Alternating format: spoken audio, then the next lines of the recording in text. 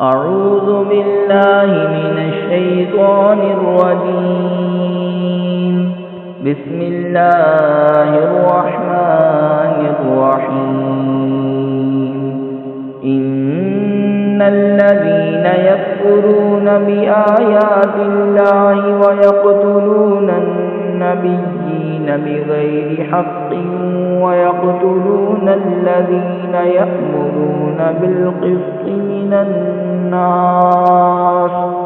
من الناس فبشرهم بعذاب أليم. أولئك الذين حبطت أعمالهم في الدنيا والآخرة وما لهم من ناصرين. ألم تر إلى الذين أوتوا نصيبا من الكتاب يدعون إلى كتاب الله ليحكم بينهم ثم يتولى فريق منهم وهم معرضون.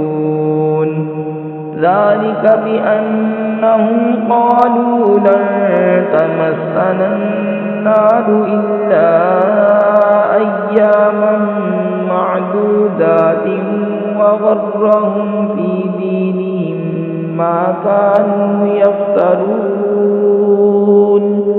فكيف إذا جمعناهم ليوم لا ريب فيه ووفيت كل نفس ما كسبت وهم لا يظلمون. और वो जो अल्लाह की आयतों से मुनकिर होते और पैगम्बरों को नाहक शहीद करते और इंसाफ का हुक्म करने वालों को कत्ल करते हैं, उन्हें खुशखबरी दो दर्दनाक अजाब की।